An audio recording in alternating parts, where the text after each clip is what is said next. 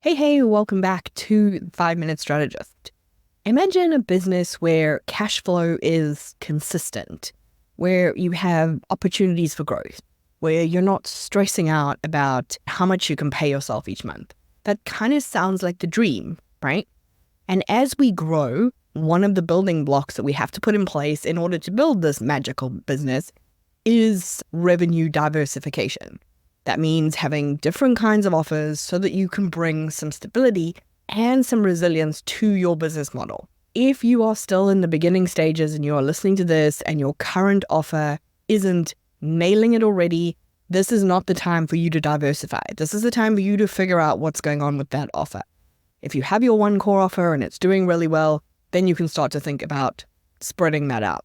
The goal is to not only give you additional revenue, but also to allow you to reach a wider audience that could later fill your core offer, but also to reduce the risks of having only a single source of revenue. We've all had that one really big client cancel on us, and then you feel that, how am I going to fill that revenue gap feeling? It's to get rid of that. So I want you to think about all the different ways that your business could earn money. I don't want you to judge it. I don't want you to think about how. I don't want you to think about if it's appropriate. I don't want you to think, what would it be based on? I want you just to let your brain go.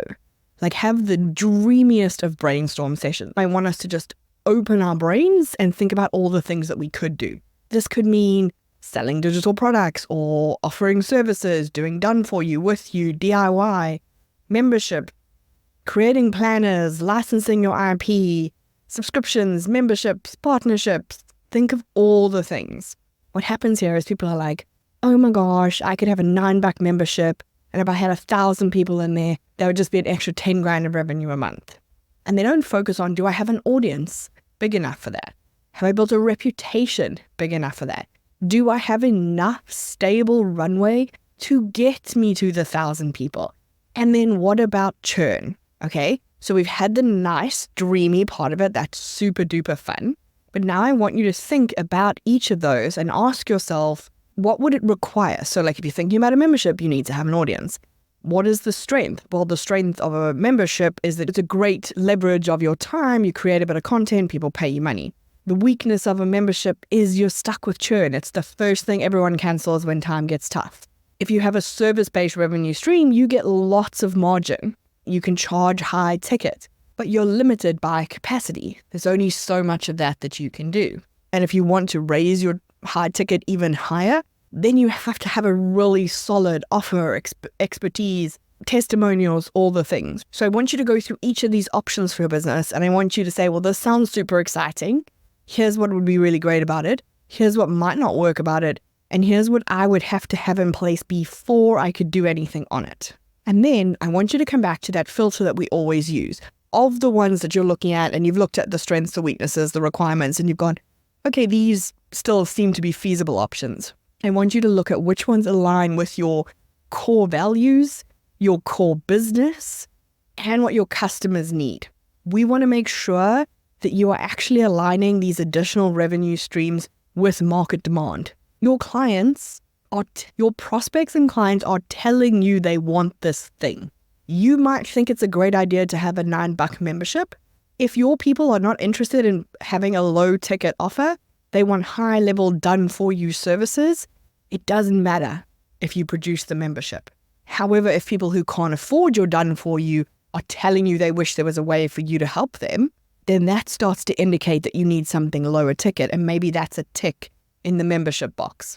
Second, I've already mentioned it, but I want you to make sure that your business is ready for that revenue source. So if you plan to go from one-to-one to some kind of group offering or passive revenue stream, you need to think about whether you have the audience to support it. This is not like we're just going to launch and presto chango, 1,000 people are going to buy my thing. You have to get honest with yourself that you might actually need to do some audience build before you're ready to offer that thing. And that's not a problem. It just means maybe you don't launch the membership this year and you think about, what does my audience need to look like before I'm ready to launch the membership? And then you can work on that. Thirdly, we want to be really careful of over expansion, right? You're looking at these 5 things and they're all like really good revenue streams. And so you just implement them all really quickly. You don't really plan for them. You haven't really allocated resources. and suddenly you're trying to focus on 20 things instead of one thing, and nothing really works. So you want to be picking something that you can then dedicate your attention to, wait for it to grow, then pick the next thing. And finally, I want us to think about sustainability. I want you to look for the additional offers that don't just get you short-term gains, but actually add some value to your business in the long term. Whether that means finding an offer that feeds your core offer, whether that means finding an offer that's a parallel to something that you do. I want you to not just think about how much money could this extra offer make me. I want you to think about how sustainable is this offer so that my revenue can stay stable and my business can stay resilient in the long term. So what is your strategy to develop and maintain sustainable revenue streams in your business?